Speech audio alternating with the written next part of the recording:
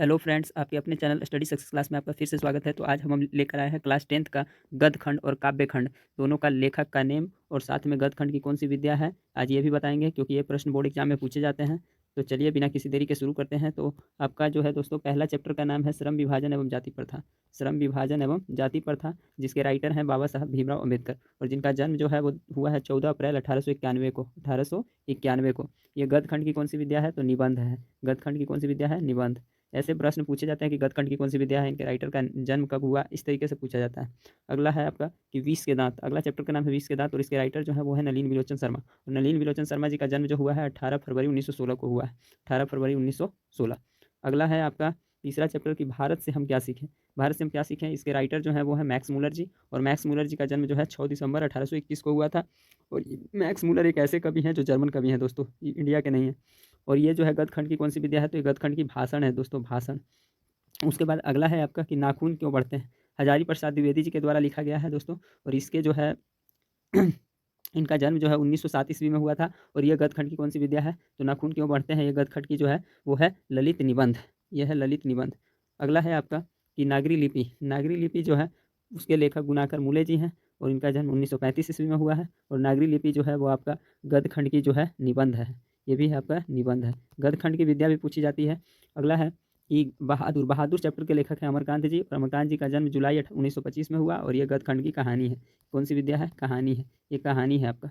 अगला है परंपरा का मूल्यांकन। परंपरा का मूल्यांकन के राइटर जो है वो है रामविलास शर्मा जी और इनका जन्म 10 अक्टूबर 1912 को हुआ था। और ये जो है गद्य खंड की कौन सी विद्या है? तो परंपरा का मूल्यांकन जो है वो गद्य खंड की आपकी दोस्तों निबंध है। क्या है? निबंध। अगला है आपका कि जीत जीत मैं निरखत हूँ।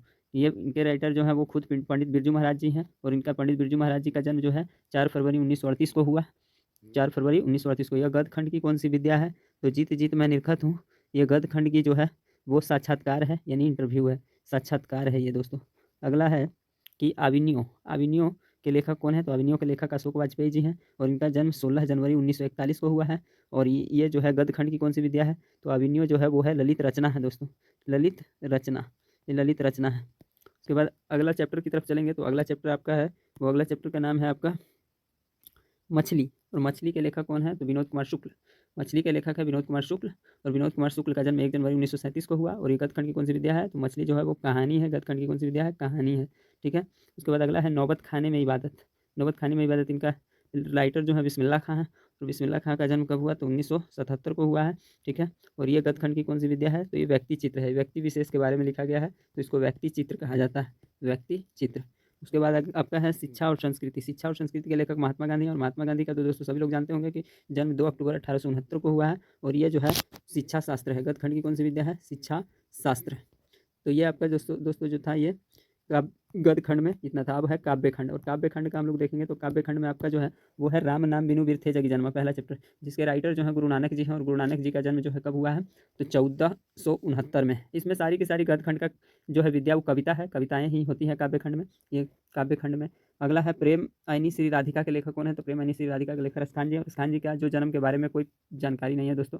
अगला है अति सुधो स्नेह को मारा गया। इसके लेखक घनानंद जी हैं और घनानंद जी को प्रेम का पीर का कवि भी कहा जाता है। और इनका जन्म जो है 1669 में हुआ है। 1669 के आसपास माना जाता है। अगला है स्वदेश। स्वदेशी के लेखक कौन है? तो स्वदेशी के लेखक जो है वो तुम्हारे हैं प्रेमघन जी, बद्री नारायण चौधरी प्रेमघन। इनका जन्म जो है 1855 में हुआ है। अगला है कि भारत माता। भारत माता के लेखक जो है सुमित्रानंद पंत जी हैं। इनका जन्म 1900 ईस्वी में हुआ है। अगला है जनतंत्र का जन्म। इनके लेखक जो है रामधारी सिद्धिनकर हैं जो बिहार के कवि हैं। और इन्होंने जो है इनका जन्म 23 सितंबर 1908 को सिमरिया बेगूसराय बिहार में हुआ था। अगला है हिरोशिमा। हिरोशिमा के लेखक सच्चिदानंद हीरानंद वात्स्यायन अज्ञेय जी हैं। और इनका जन्म जो है वो 7 मार्च 1911 को हुआ है दोस्तों। अगला है एक वृक्ष की हत्या। एक वृक्ष की हत्या के राइटर जो है कुंवर नारायण जी हैं। और कुंवर नारायण जी का जन्म 19 सितंबर 1927 को हुआ है। अगला है हमारी नींद। हमारी नींद के लेखक जो है वीरेंद्र डंगमाल जी हैं। और इनके जो जन्म हुआ है वो 5 अगस्त 1947 को हुआ है। अगला है अक्षर ज्ञान। अक्षर ज्ञान के लेखक जो है कवित्री अनामिका जी हैं। और कवित्री अनामिका जी का जन्म जो हुआ है वो 17 अगस्त 1961 को हुआ है। इसी तरीके से अगला हम देखेंगे तो अगला है हमारा लौट कर आऊँगा फिर। लौट कर आऊँगा फिर के राइटर जो है जीवनानंद दास जी हैं। और इनका जन्म 1899 को माना जाता है। लास्ट है हमारा दोस्तों काव्य खंड का मेरे बिना तुम प्रभु। मेरे बिना तुम प्रभु के लेखक जो है रेनर मारिया रिल्के जी हैं। और रेनर मारिया रिल्के जी का जन्म जो है 4 दिसंबर 1875 को हुआ है। और ये एकमात्र जर्मन कवि हैं। ठीक है। तो चलिए दोस्तों इस तरीके से हमने काव्य खंड और गद्य खंड को देखा।